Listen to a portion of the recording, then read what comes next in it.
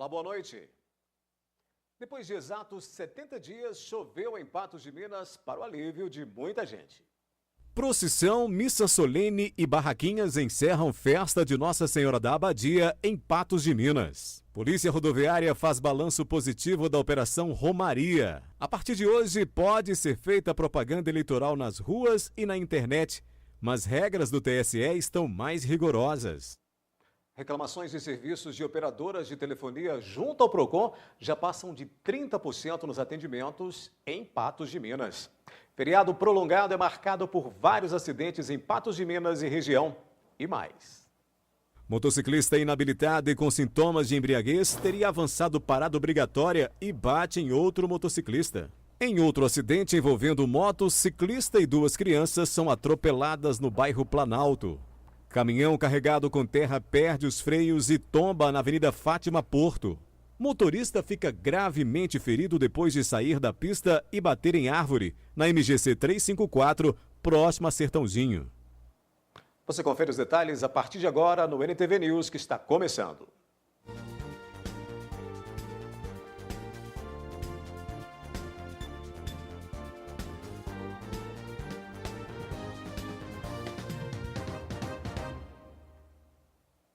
O governo de Minas Gerais começará a vender na quarta-feira, amanhã, as passagens aéreas para 12 cidades do interior do estado. Serão cerca de 60 voos semanais com preço médio de R$ 300, que fazem parte de um projeto da Codemig para fomentar o tráfego aéreo no estado. O governo fez uma licitação e contratou uma empresa de fretamento para operar os voos. As passagens entre Patos de Minas e Belo Horizonte ficam em torno de R$ 450. Os voos serão feitos em 4 aviões Caravan, capazes de transportar até 9 passageiros. Cerca de 13 mil pessoas participaram das celebrações em louvor a Nossa Senhora da Abadia, só em Patos de Minas. O último dia de festa terminou com missa, procissão e movimentação de barraquinhas. A missa de encerramento foi celebrada pelo bispo Dom Cláudio junto a padres de várias paróquias. A celebração atraiu um número expressivo de fiéis devotos de Nossa Senhora da Abadia. A Nossa Senhora da Abadia é uma devoção aqui da região muito forte, né? Não só aqui em Patos de Minas, mas em todo o Triângulo Mineiro, Alto Paranaíba. Por isso nós temos vários centros assim de peregrinação. André Quissé, que já é uma tradição muito grande, Abadia dos Dourados. Aqui em Patos também, nesta paróquia Nossa Senhora da Abadia, o pessoal vem prestar homenagem à Nossa Senhora da Abadia, a mãe de Deus, a mãe de Jesus Cristo, a nossa mãe, e ela a mãe sempre atrai os seus filhos que querem viver e seguir conforme seu filho Jesus.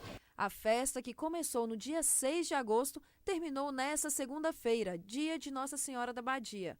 Foram 10 dias de festa que contou com várias programações religiosas. Olha, nós iniciamos a novena, que é essa parte religiosa. O importante das celebrações, a gente trabalhar muito o aspecto religioso, o aspecto espiritual, a devoção a Nossa Senhora. Então, dia 6 nós tivemos início a novena. Todos os dias nós tínhamos a reza do terço, a missa e depois no finalzinho da missa a novena. A festa tem crescido a cada ano e só nesse último fim de semana estima-se que cerca de 13 mil fiéis tenham participado das programações da festa aqui em Patos de Minas. Porque as pessoas também vão tomando consciência que a Nossa Senhora, tanto aqui quanto a André Quissé, quanto a Maria, é a mesma, né? Não é somente eu ir lá, mas aqui também a devoção, a mesma devoção, a Nossa Senhora é a mesma. Então as pessoas estão tomando essa consciência. Se eu vir aqui na paróquia da Senhora da Abadia, é a mesma coisa? É.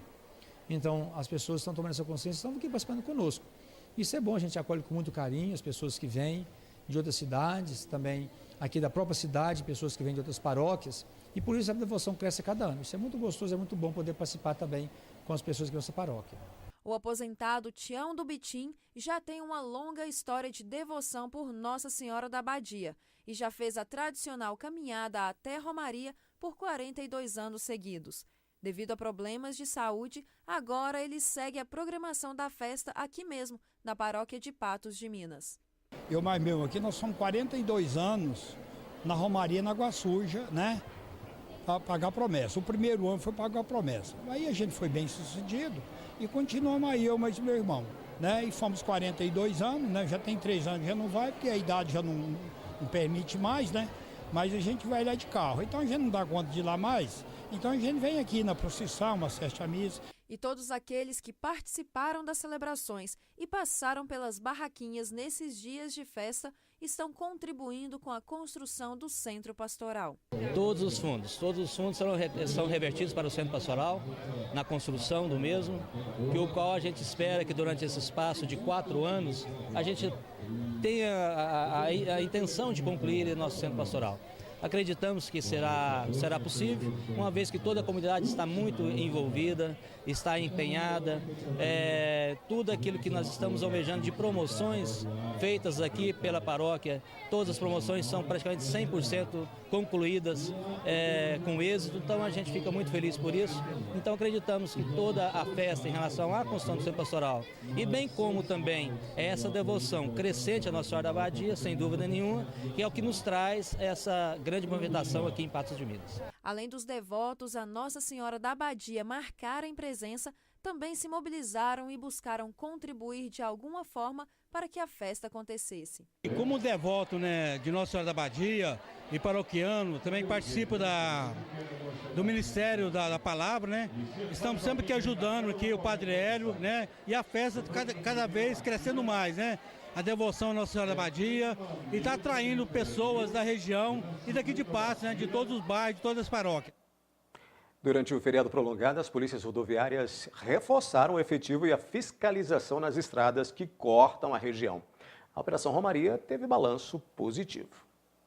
A Operação Romaria 2016 começou no dia 1º de agosto com o apoio da Polícia Rodoviária Federal de Uberlândia. Desde essa data, as ações principalmente preventivas foram realizadas ao longo do trecho da BR-365, que liga a região ao Santuário de Nossa Senhora da Abadia, na cidade de Romaria. O desafio para este ano de não registrar nenhuma morte foi cumprido. Contamos com o apoio da Polícia Rodoviária Federal de Uberlândia, que prestou um excelente serviço, e o saldo final da nossa operação, Romaria 2016, foi extremamente positivo. A gente tinha feito o compromisso de nenhum óbito e, graças a Deus, não ocorreu nem das colisões corriqueiras da rodovia entre veículos, nenhuma pessoa vitimada fatal ou com lesões graves.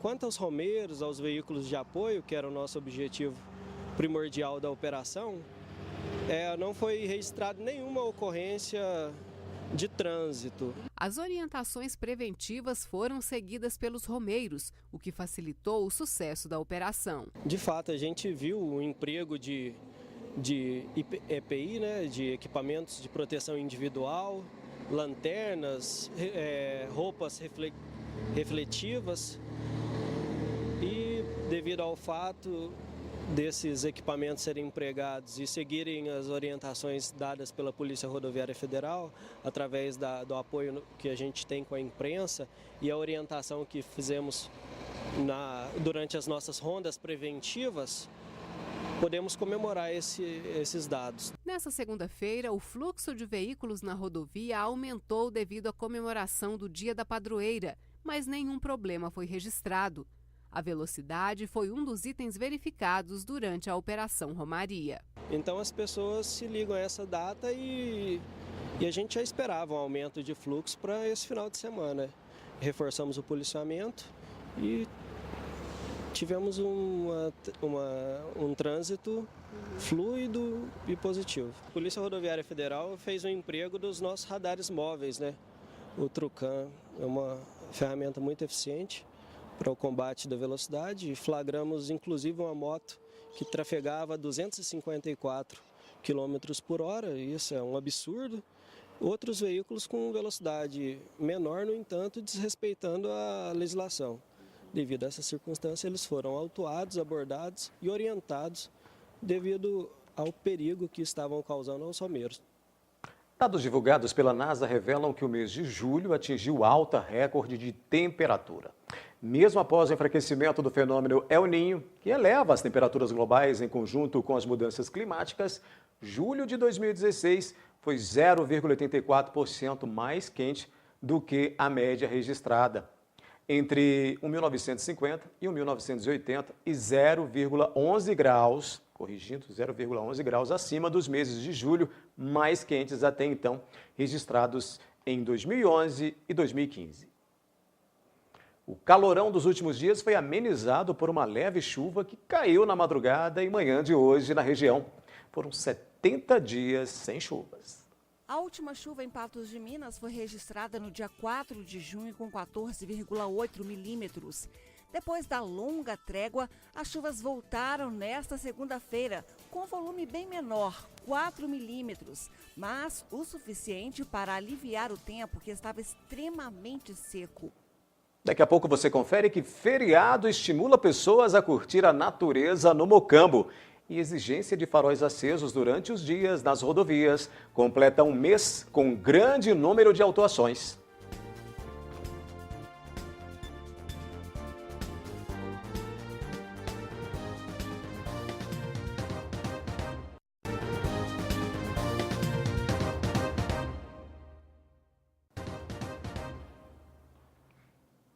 O ministro da Agricultura, Blairo Maggi, prevê que o preço das carnes de todos os tipos subirá devido à alta no valor dos grãos.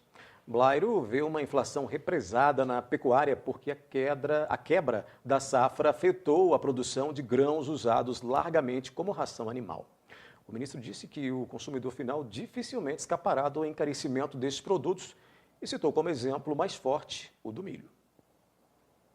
O feriado prolongado, com diversas famílias aproveitaram para descansar, afinal de contas, todo mundo merece. O Parque do Mocambo foi um dos locais preferidos de muitos patenses. Muitos patenses aproveitaram o dia de Nossa Senhora da Badia para curtir momentos prazerosos na companhia de amigos e família. O local escolhido para passar a segunda-feira foi o Parque Municipal do Mocambo. A natureza, um lugar gostoso da gente ficar, né? Eu também não sou daqui, eu estou morando aqui há pouco tempo, eu estou amando esse parque, muito bom, a gente tem lugar para trazer a família, muito gostoso aqui, eu gosto muito. Lugar gostoso, tranquilo, bem bom. O pedalinho é sempre uma grande atração no parque. Teve até fila para dar uma volta no barquinho. Muito bom, divertido. É bom, é legal. A pequena Emanuele foi clicada pelas lentes do pai. A família se reuniu para aproveitar a segunda-feira e registrar as gracinhas da filha. Tá ótimo, bem tranquilo, assim, um lugar mais sossegado. Aproveito sempre e tiro algumas fotinhas dela. Já os amigos Washington Santos e Aletes Garcia aproveitaram o feriado no Mocambo para cantar. Tá sendo muito legal, né? Tirar um tempo, sair um pouco desse todo dia trabalhar. Muito bom sair, poder aproveitar a natureza, curtir esse tempo que é maravilhoso, né, que Deus nos permitiu. As minhas paixões sempre foi a música, é algo que não sei, é coisa que nasce dentro da pessoa, a pessoa tem um desejo por aquilo e a gente faz mesmo por gosto, que é muito bom, é gratificante, sabe? A música ganhou um tom diferente, misturando o som do instrumento com o canto dos pássaros e o barulho do vento na copa das árvores.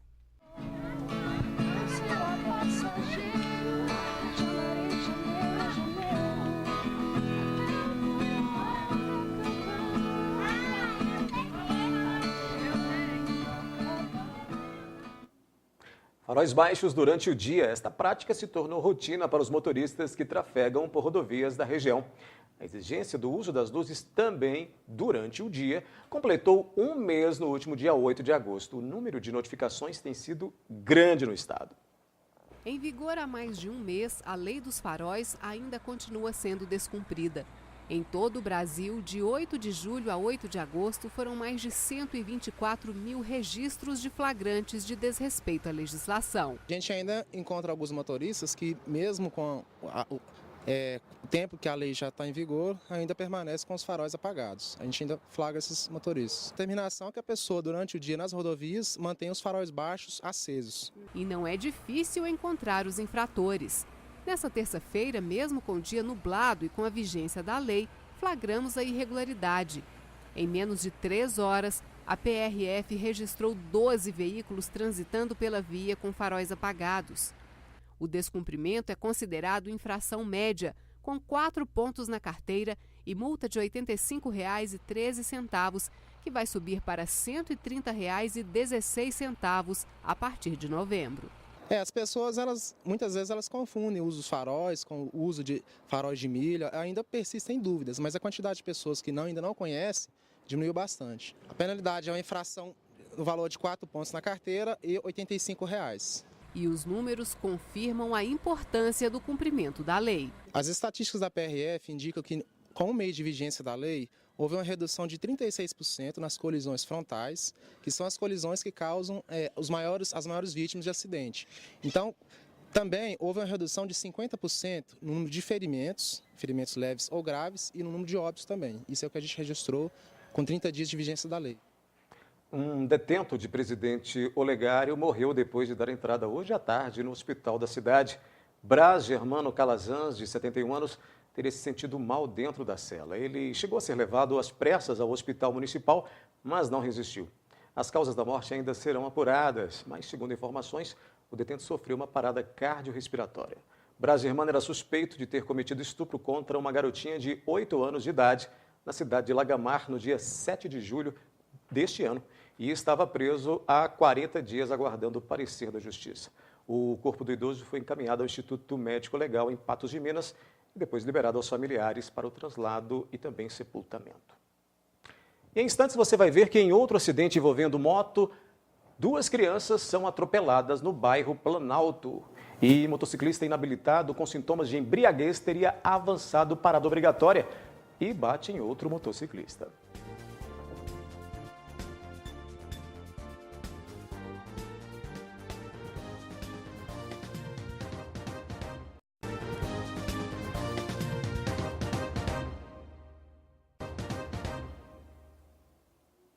O Ministério da Educação fixou critérios para a ocupação de vagas remanescentes do FIES referentes ao segundo semestre de 2016. As vagas remanescentes são aquelas não ocupadas durante o processo seletivo regular.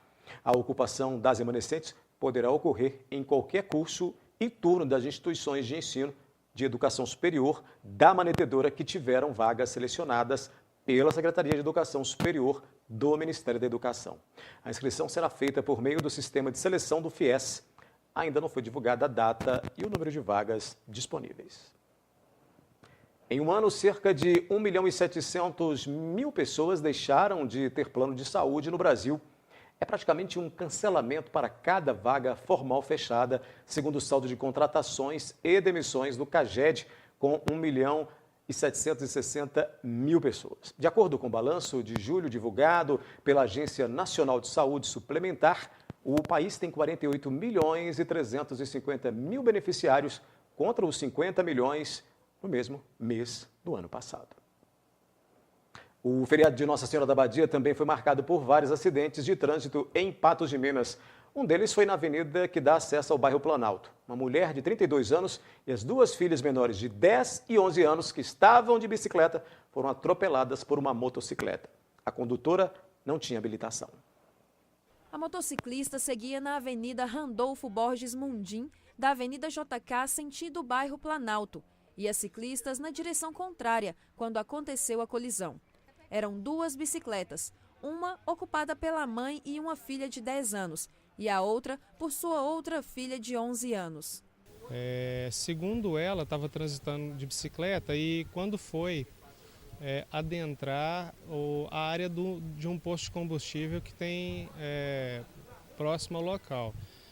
Nesse momento, segundo ela, a condutora da motocicleta vinha em direção contrária e acabou que eles se colidiram no local. A condutora da motocicleta relata que adentrou na avenida, vindo da Avenida JK, sentido bairro Planalto, e que em determinado momento a senhora lá teria feito uma manobra brusca na bicicleta, indo em direção à direção dela, né, e que não foi possível evitar lá a colisão.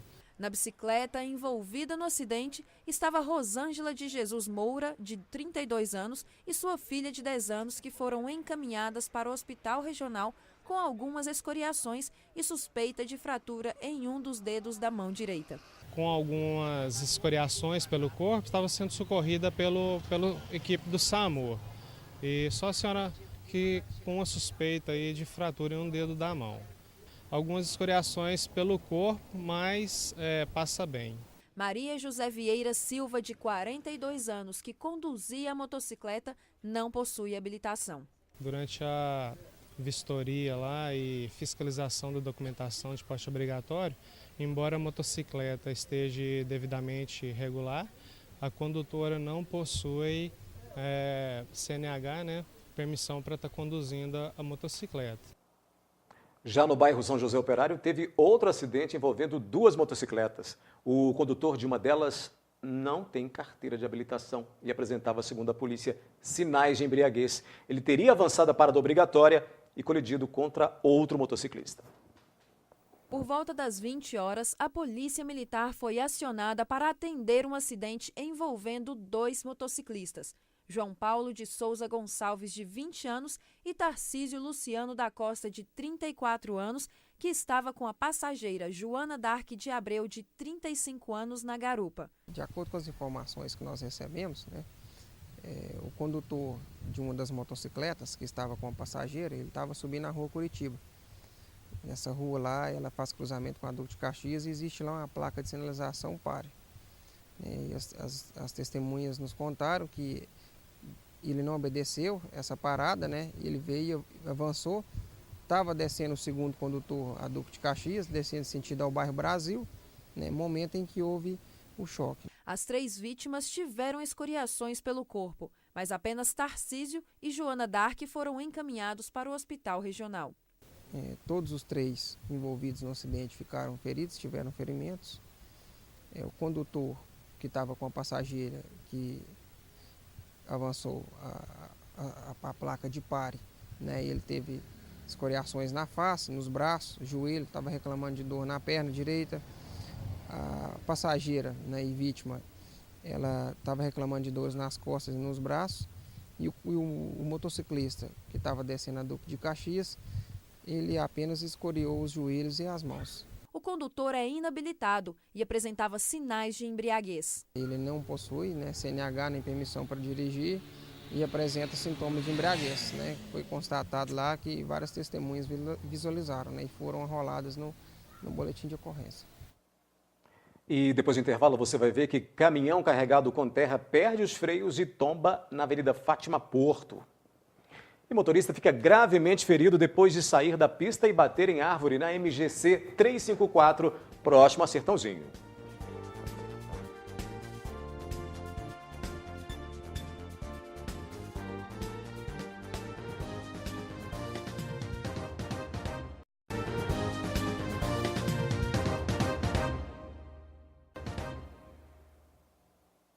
Em um cenário de renda em queda livre e aumento do endividamento, nem mesmo o 13º salário, que costuma ser a salvação no fim do ano, ficou ileso. Muitos brasileiros já recorreram à antecipação do valor nos bancos. A demanda pela modalidade de crédito teve alta de quase 60% em algumas instituições financeiras no primeiro semestre, comparando com o mesmo período do ano passado. Boa notícia apenas para os bancos, que têm garantia de recebimento do dinheiro acrescido de juros mensais de 1,5% a 5%. E na tarde de hoje, um caminhão caçamba carregado com terra tombou no prolongamento da Avenida Fátima Porto. Segundo o motorista, o veículo teria perdido os freios e, para não bater em outro veículo estacionado, ele acabou tombando o caminhão. Por sorte, o caminhoneiro nada sofreu.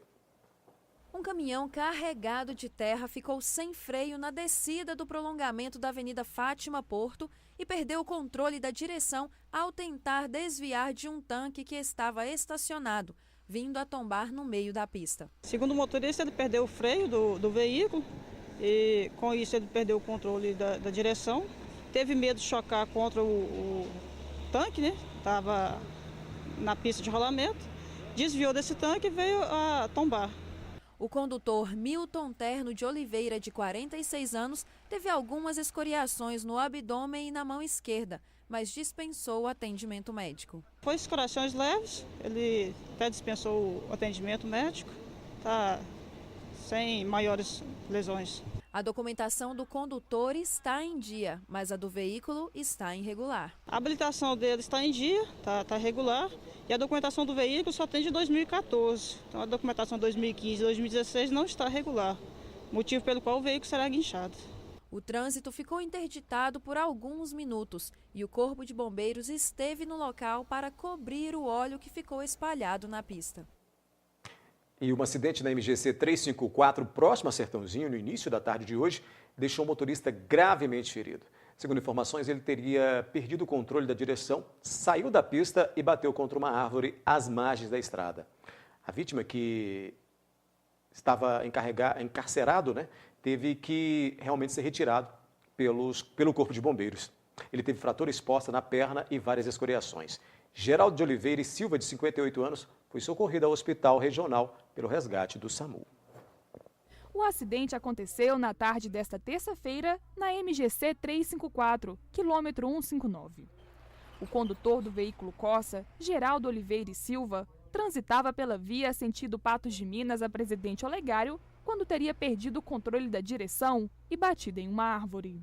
O condutor ele seguia direção a Patos de Minas, a Presidente Olegário, e aqui sem um motivo aparente ainda, nós ainda estamos apurando ainda, ele perdeu o controle direcional do veículo, saiu para sua esquerda e chocou contra essa árvore aqui, contra esse eucalipto. Geraldo foi socorrido por uma equipe do Corpo de Bombeiros e encaminhado ao Hospital Regional. De acordo com militares, a vítima estava consciente, mas com várias fraturas pelo corpo. O veículo ficou bastante danificado. Teve aqui uma equipe do resgate do Corpo de Bombeiro e uma equipe do SAMU que fez os primeiros socorros e encaminhou ele para o Hospital Regional em Patos de Minas. Ele estava consciente, mas teve fratura na perna, os ferimentos dele a princípio é grave. De acordo com a Polícia Militar, a chuva que caiu na região na manhã desta terça não tem ligação direta com o acidente. Mas quando a pista está molhada, a atenção deve ser redobrada. A orientação é para todos os condutores. Olha, a gente sempre aconselha dirigir com atenção, respeitar a sinalização de trânsito, principalmente agora com essas primeiras chuvas. E olha, no próximo bloco, reclamações de serviços de operadoras de telefonia junto ao PROCON já passam de 30% dos atendimentos em Patos de Minas. E a partir de hoje pode ser feita propaganda eleitoral nas ruas e na internet, mas regras do TSE estão mais rigorosas.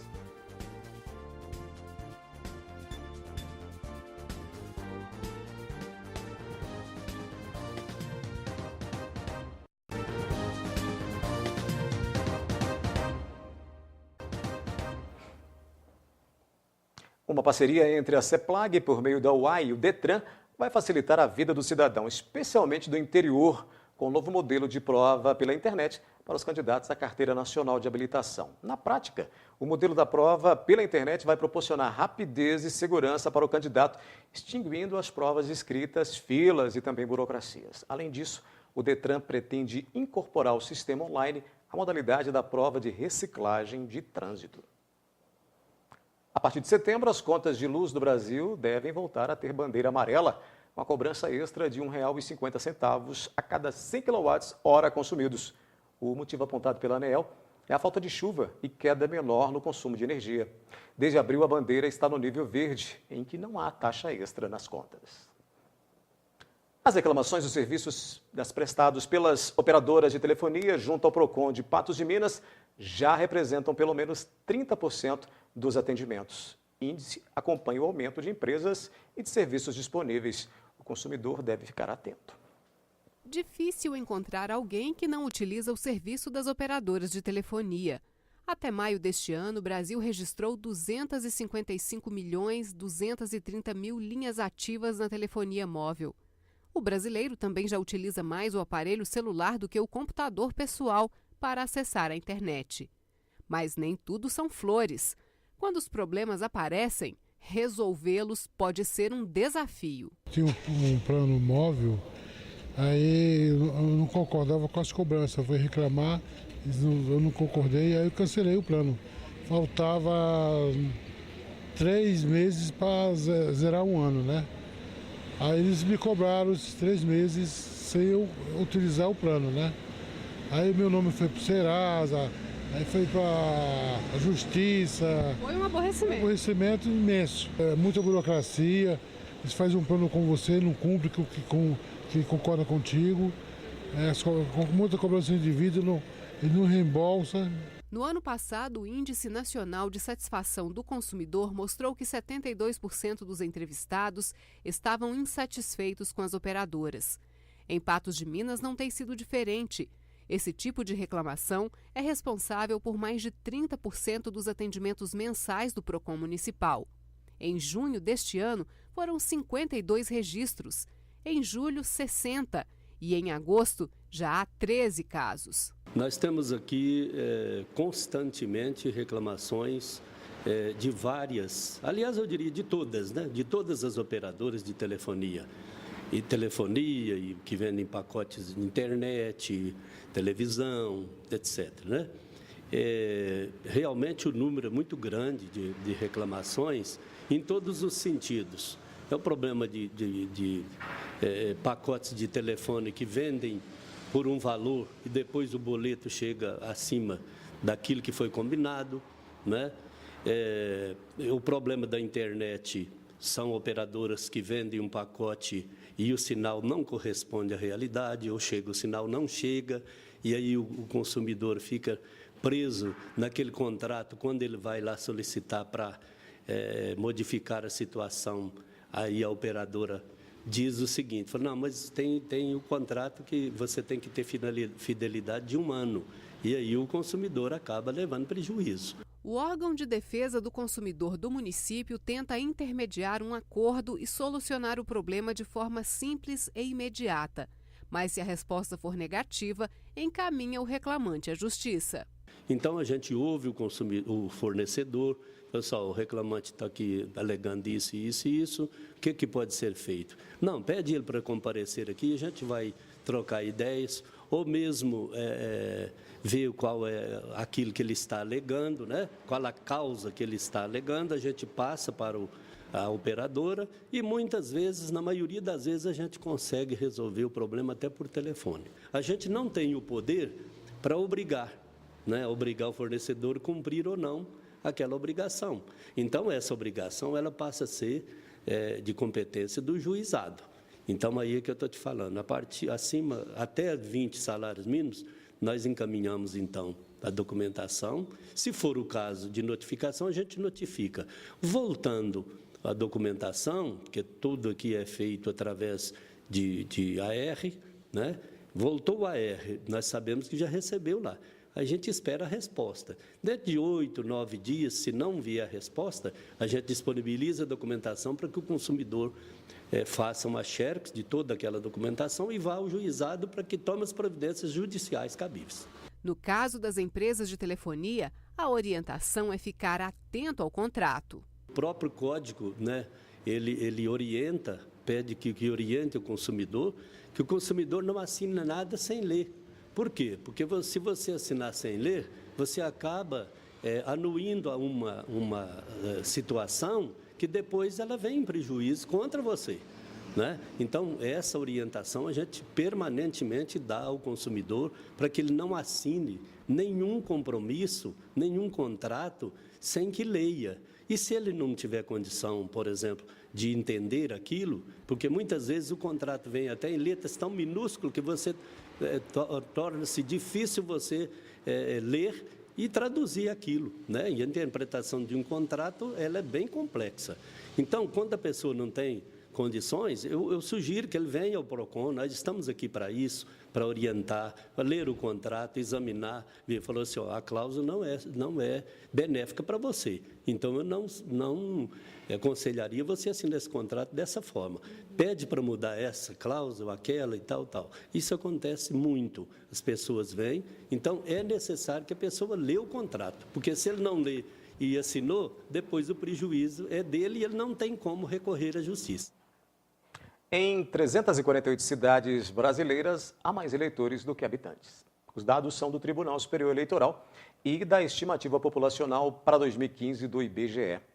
As cidades representam 6,2% do total de 5.568 municípios onde haverá eleição neste ano. A maior diferença está em Canaã dos Carajás, no Pará, onde estão registrados 39.832 eleitores. O IBGE estima lá uma população de 33.632 pessoas no município, ou seja, há 6.200 eleitores a mais que moradores.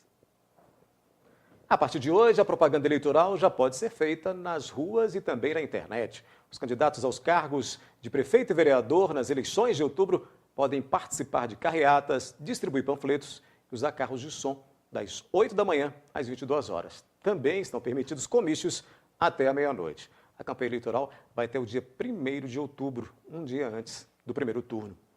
Essa é a campanha eleitoral mais curta dos últimos 18 anos. Caiu de 90 para 45 dias. E a Justiça Eleitoral realizou algumas mudanças nas regras das eleições deste ano. Pela nova lei, os candidatos também estão proibidos de receber doações de empresas e só poderão ser financiados por pessoas físicas e recursos do fundo partidário. As doações de simpatizantes só podem ser feitas por meio de recibo e declaradas no imposto de renda. O registro para candidatura encerrou nesta segunda-feira, dia 15.